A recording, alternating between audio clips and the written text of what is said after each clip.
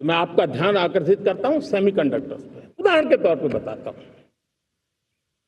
मैं यहां लाल किले से किसी सरकार की आलोचना करने के लिए खड़ा नहीं हुआ और नहीं मैं करना चाहता, लेकिन देश की युवा पीढ़ी को जानकारी होना भी उतना जरूरी है। हमारे देश में 50-60 साल पहले सेमीकंडक्टर को लेकर के फाइलें शुरू हुई। 50-60 साल पहले फैक्ट्री का विचार चालू हुआ। आप मेरे नौजवानों जानकर के हैरान हो जाएंगे, आज सेमीकंडक्टर जो पूरी दुनिया की एक ताकत बन गया है, 50-60 साल पहले वो विचार, वो फाइलें अटक गई, लटक गई, अटक गई। सेमीकंडक्टर के विचार की ही भ्रूण हत्या हो गई। 50-60 साल गवा दिए। हमारे बाद कई देश सेमीकंडक्टर में आज महारत हासिल करके दुनिया में अपनी ताकत को प्रस्थापित कर रहे हैं। साथियों, आज हमने उस बोझ से मुक्त होकर के मिशन मोड में सेमीकंडक्टर के काम को आगे बढ़ा है। 6 अलग अलग सेमीकंडक्टर के यूनिट्स जमीन पर उतर रहे हैं। 4 नए यूनिट्स को हमने ऑलरेडी हरी झंडी दिखा दी है, ग्रीन सिग्नल दे दिया है। और देशवासियों और मेरे खास करके नौजवानों और विश्व भर में भारत की टेक्नोलॉजी की ताकत को समझने वाले लोगों को भी कहना चाहूंगा, इसी वर्ष के अंत तक मेड इन इंडिया, भारत की बनी हुई,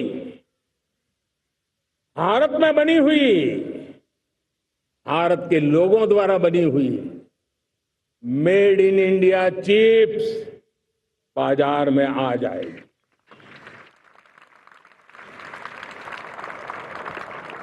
मैं दूसरा उदाहरण देना चाहता हूं। अब ऊर्जा के क्षेत्र में हम सब जानते हैं कि हम एनर्जी के लिए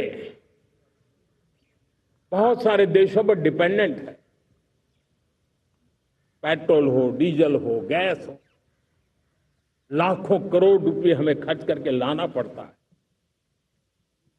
हमें इस संकट से देश को आत्मनिर्भर बनाना, ऊर्जा में आत्मनिर्भर बनाना बहुत जरूरी है।